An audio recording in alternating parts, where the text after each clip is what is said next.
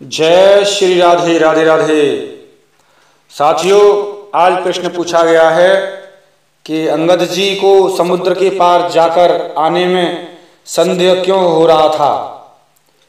अंगद जी कहते थे, अंगद कहाँ जाऊं मैं पारा, जिय संशय कछु फिरती वारा।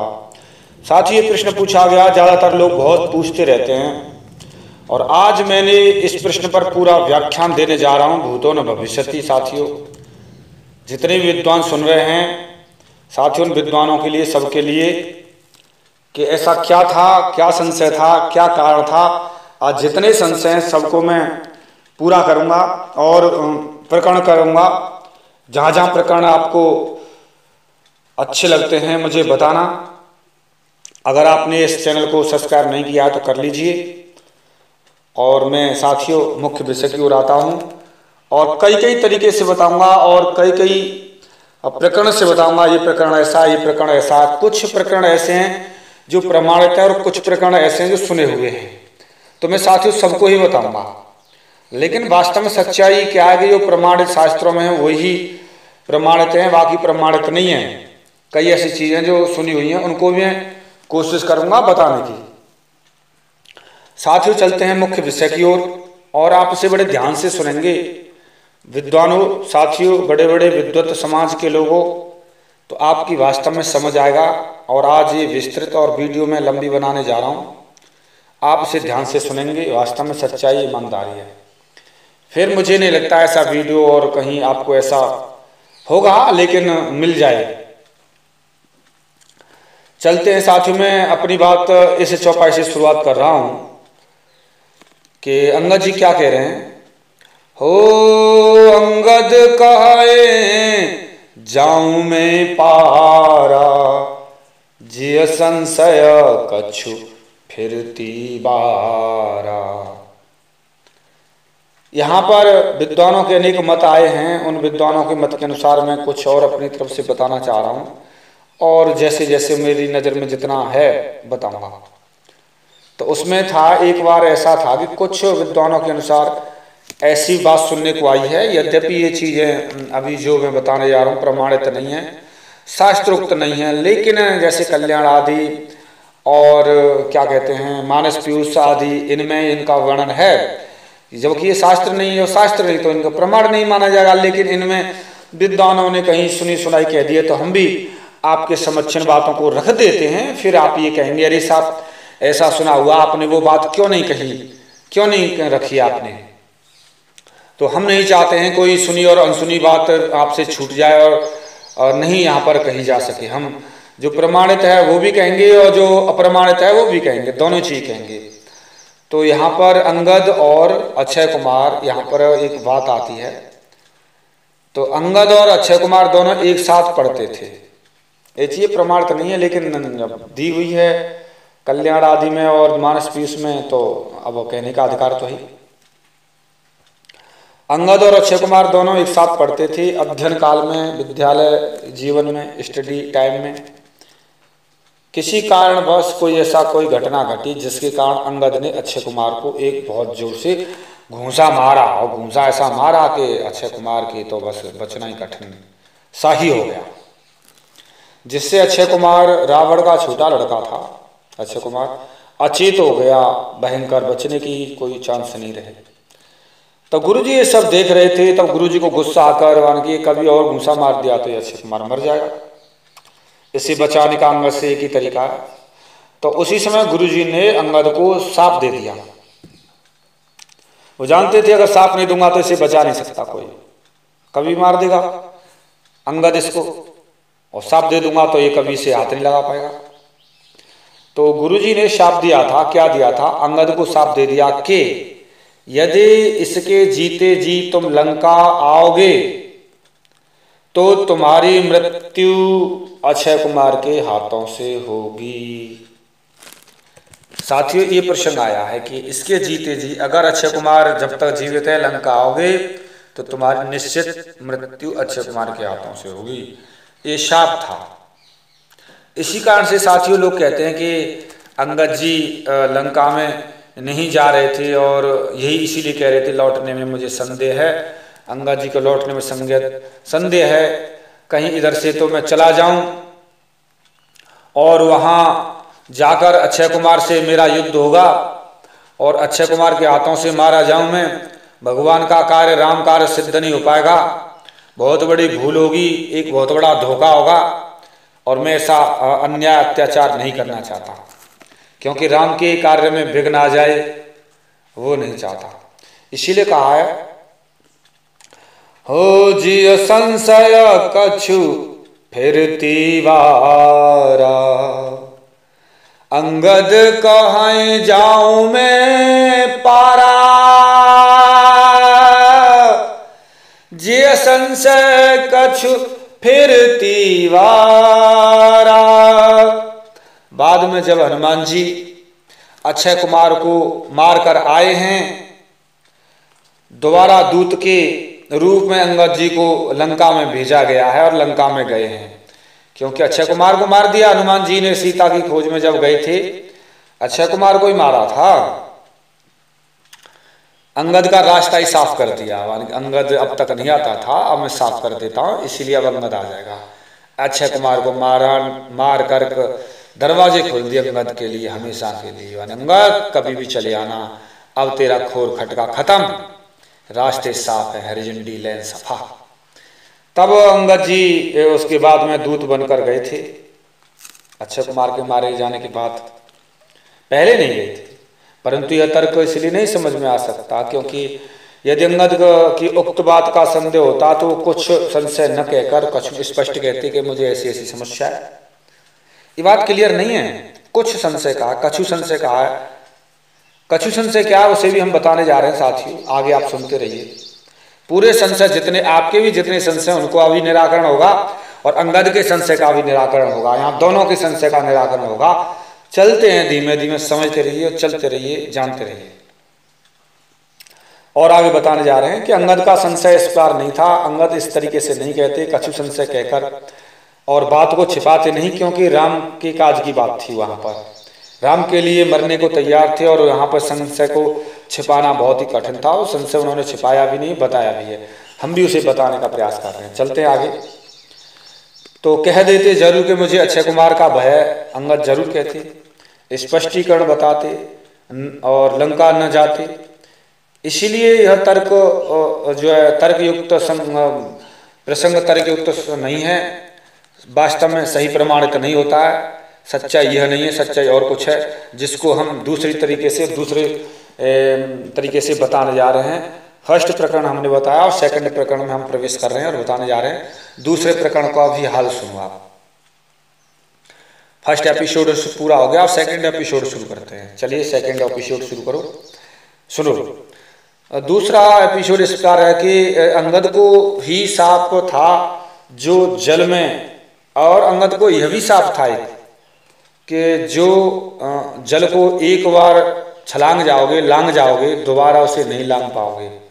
इसीलिए भी संगत नहीं गए कि अगर मुझे श्राप है कि मैं अगर इसको समुद्र को एक बार छलांग गया तो दोबारा लौट कर नहीं आ सकता, छलांग नहीं सकता, वहीं रहना पड़ेगा मुझे और राम का कार्य पूरा हो नहीं पाएगा, ये संशय भी था। इसीलिए इस तरीके से अगर ये संशय था, लेकिन ये भी तृप्त नहीं है, पूरा नहीं है, क्योंकि इसमें अगर ये भी होता तो अंगद जरूर बताते कि कछु संशय की बात नहीं करते, क्लियर कहते कि मुझे श्राप लगा हुआ है।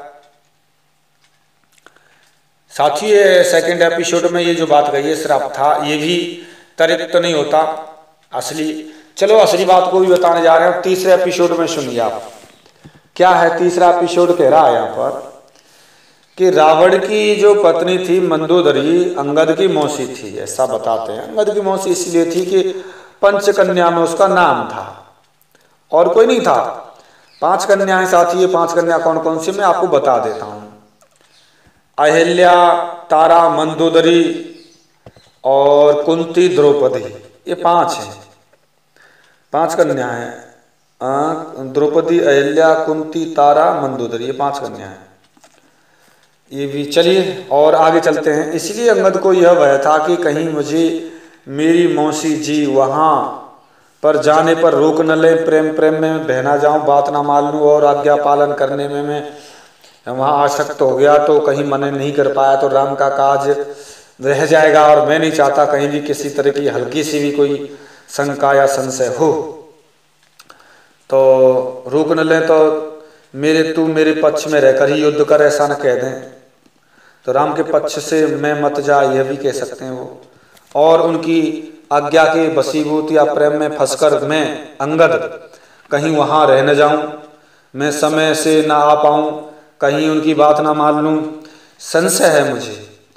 तो परंतु अंगद के संबंध में इस बात को भी नहीं माना है। साथियों, तीसरे एपिसोड में जो संशय बताया जा रहा है ये भी संशय नहीं है, क्योंकि ऐसा नहीं है, क्योंकि वो बड़े राम भक्त थे और इस तरीके से बात नहीं हो सकती थी। लेकिन बता रहे हैं हो सकता है कहीं हल्की सी भी कोई गलती हो जाए, तो इस तरीके से ये भी संशय तर्कयुक्त नहीं है, तर्कयुक्त नहीं है।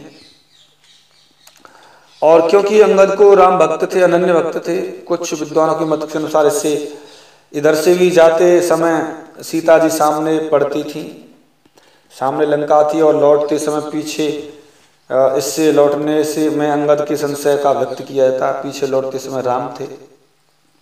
परंतु ऐसी कोई बात नहीं थी, माता कोई भी जाता उसी के लिए थी, ऐसा नहीं है।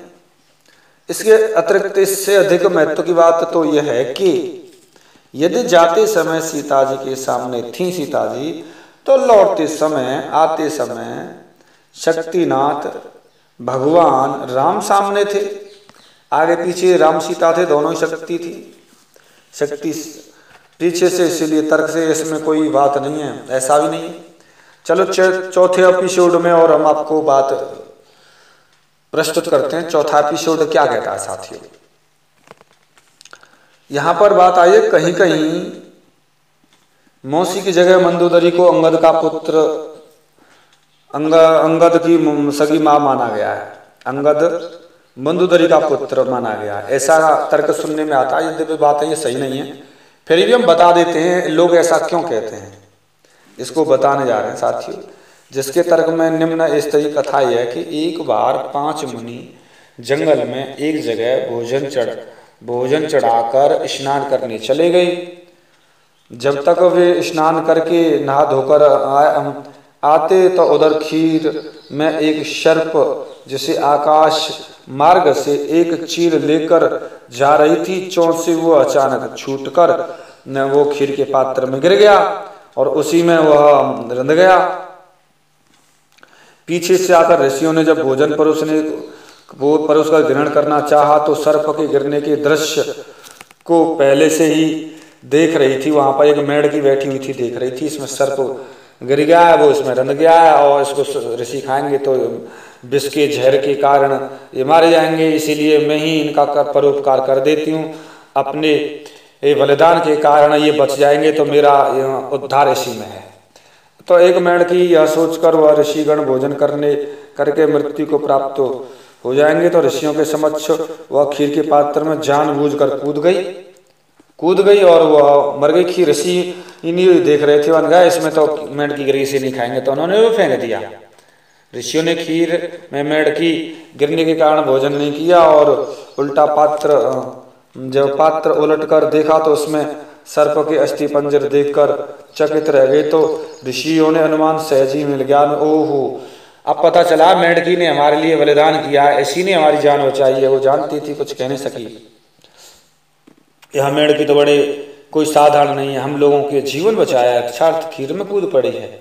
तो इससे प्रसन्न होकर ऋषियों ने कमंडल का जल अभिषिक्त कर और मेढकी के ऊपर फेंका, तो जिससे वह कन्या के रूप में उत्पन्न हो गई। मेढकी कन्या के रूप में उत्पन्न हो गई। ऋषियों के मन में विचार आने से वह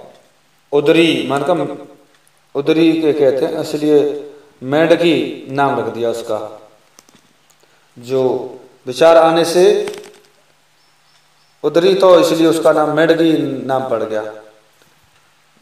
तो कन्या के रूप में उत्पन्न हुई, इसलिए उन्होंने उसका नाम मंदोदरी रख दिया।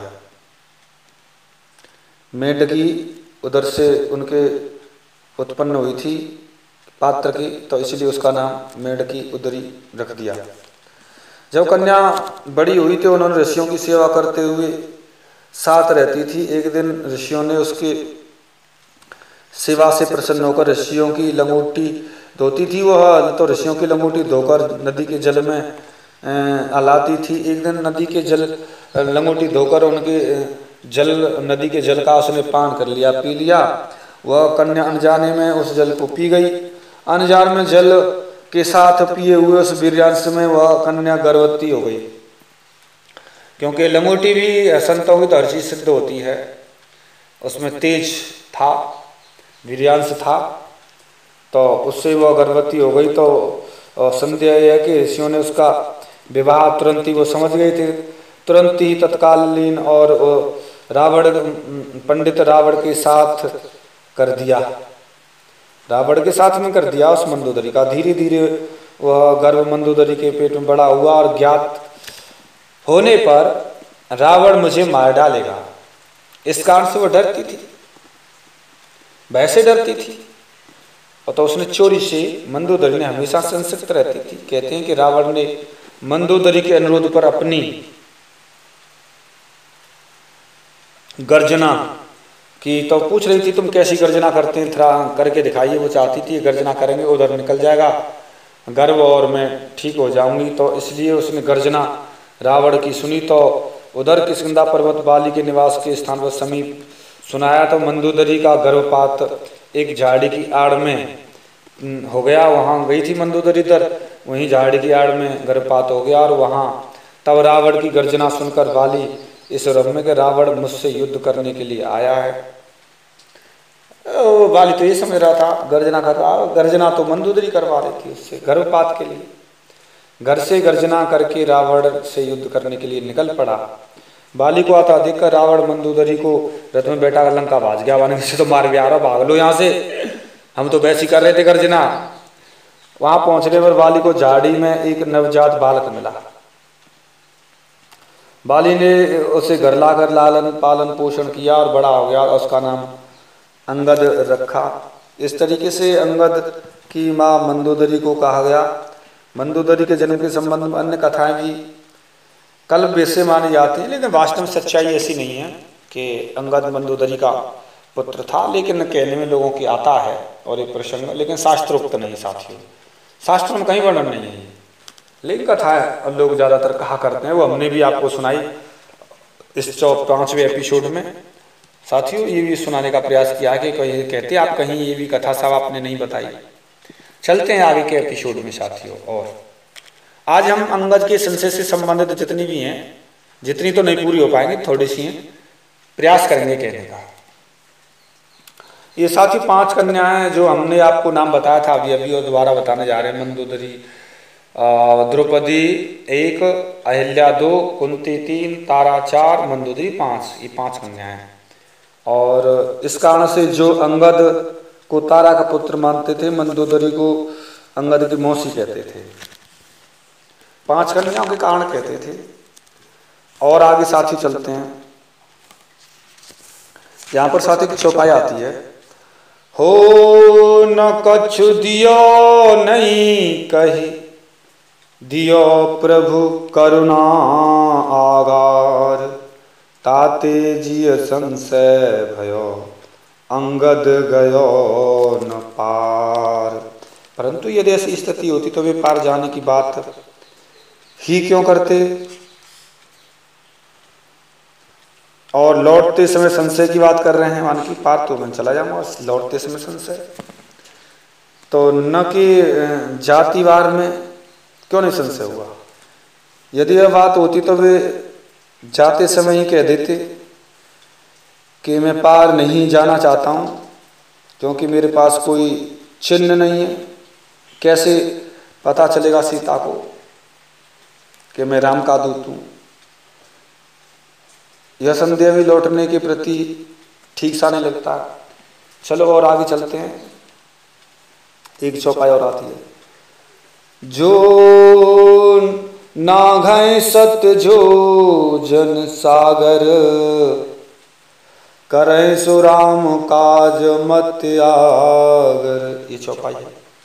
एक चौपाई और है साथियों। हो निज निज बल सब काहू भाखा, पार जाए कर संशय राखा। साथियों में आपको यहाँ पर असली, अब तक मैंने जो संशय बताए थे, और अब मैं 7वें एपिसोड में जो असली बात थी, अंगद किस लिए कैसे शंका कर रहे थे, उसको मैं बताने जा रहा हूँ। आप सुनिए, मैं थोड़ा सा पीछे से लौट कर लाऊंगा बात को, क्योंकि तभी समझ आएगी। तो यहाँ पर जितने वानर थे क्रमशः वो अपनी अपनी शक्ति के अनुसार पूछा था जामवंत जी ने, कौन कितनी कितनी दूरी छलांग जाएगा बताइए मुझे। जामवंत जी पूछ रहे हैं, तो इसलिए पूछ रहे हैं, तो यहाँ पर ये बताया जा रहा है,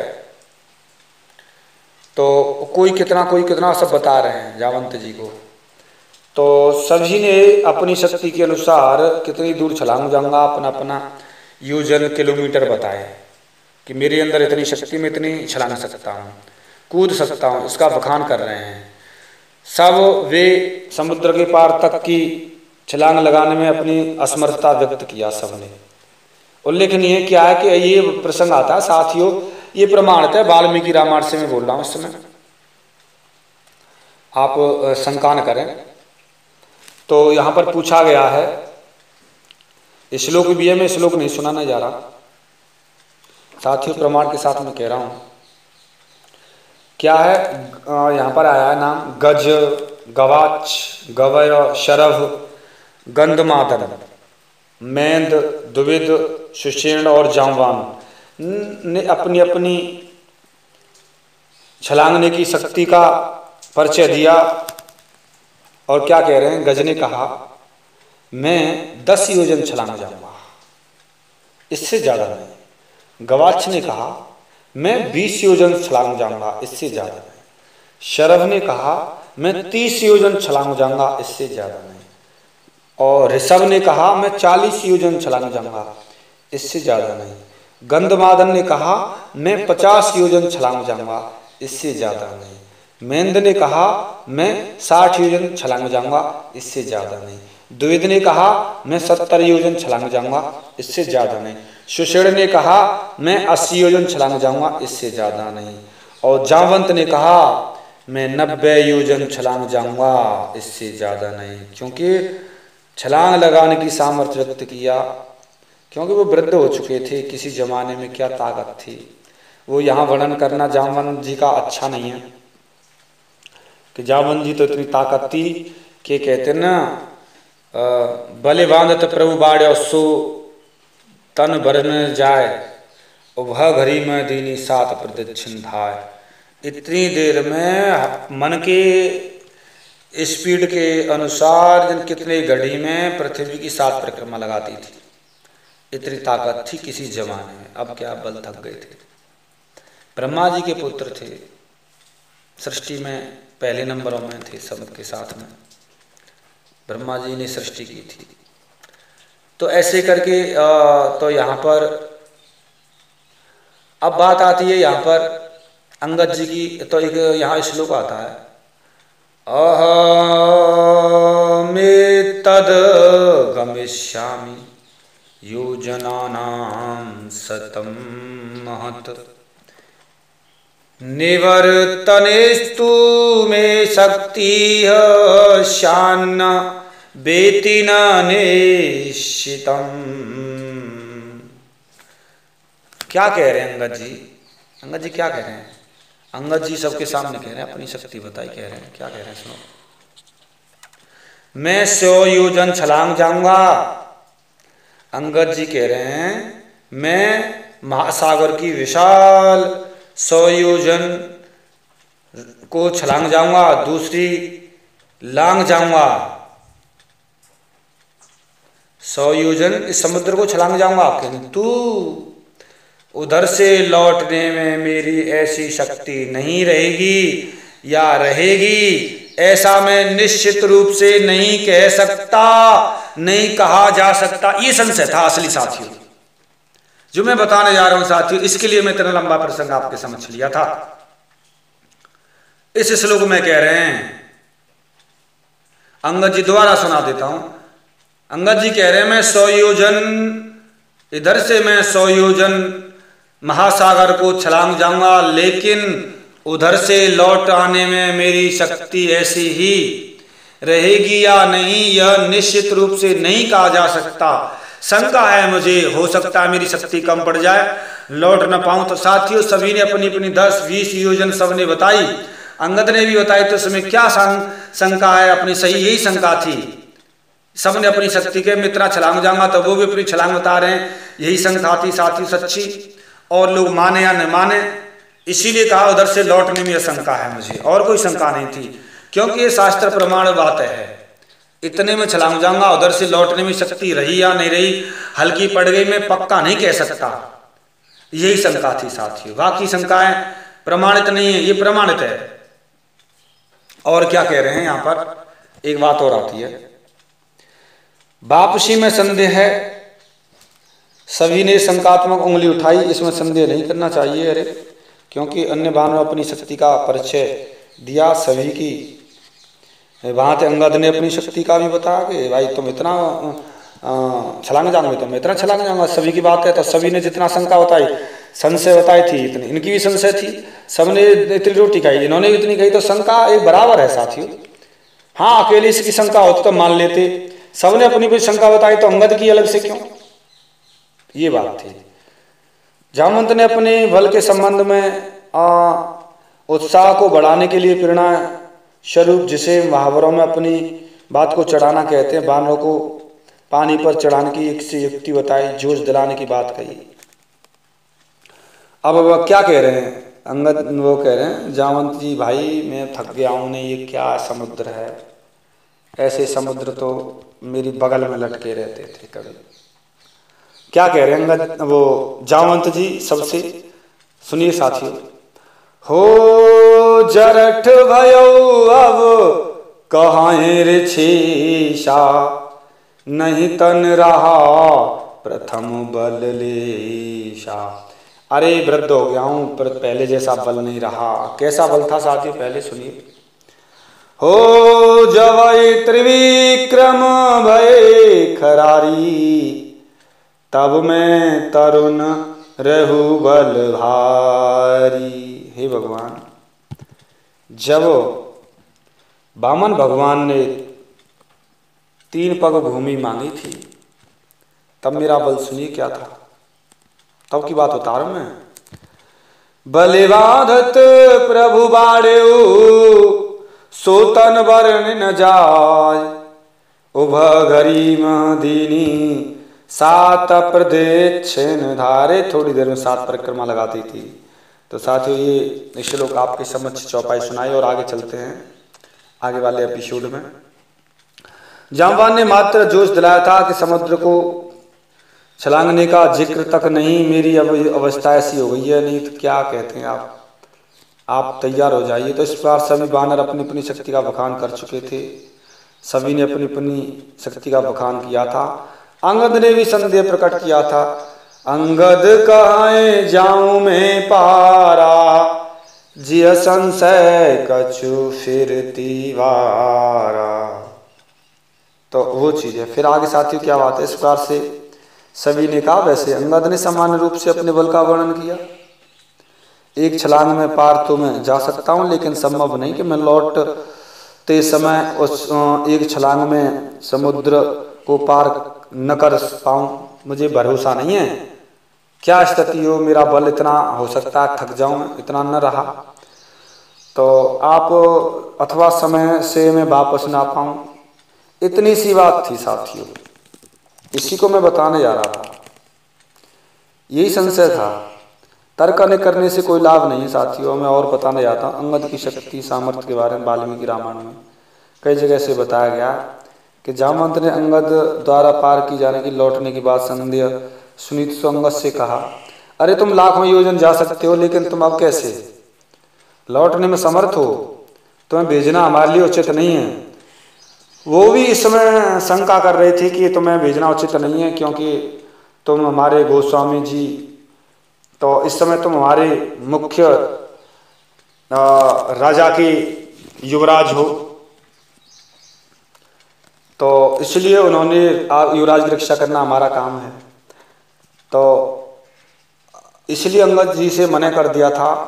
अंगद जावंत कहे तुम सब लायक पठिए कि मैं सब कर नायक, क्योंकि आप सबके नायक हैं इसलिए आपको भेजना हमारे लिए उचित नहीं है। इस कारण से कहकर उन्होंने वहाँ पर मना कर दिया। तो अंगद की कोई बात नहीं कही थी, बल्कि इस तरीके से वानरों के निराश होने के यथाशक्ति समुद्र लांग जाने की बात कही थी। साथियों, मैंने ये बात आपके समक्ष रखी और पूरा वृतांत आपके समक्ष कहा कि कैसे कैसे अंगद का संशय था, क्या क्या था, कैसे था। असली निचोड़ लास्ट में मैंने बता दिया साथियों। और आपको ये प्रसंग कैसा लगा, क्या लगा, आप मुझे कमेंट करके बताएं। मैंने आपकी मेहनत के अनुसार पूरा प्रयास किया है, और भी कोई अगर नहीं समझ पाता है तो मैं ज़रूर बताने का प्रयास करूँगा साथियों। बहुत ही आप लोग प्रश्न करते रहते हैं, मिलते रहते हैं, अच्छी बात है। इसी तरीके से मेरा उत्साह बढ़ाते रहिए, और आप नए हैं चैनल पर सब्सक्राइब कर लीजिए। और साथियों, मैं मिलता हूँ एक किसी विशेष गहरे रहस्य के साथ में। तब तक के लिए जय जय श्री राधे राधे राधे, जय श्री राधे राधे राधे, जय श्री राधे।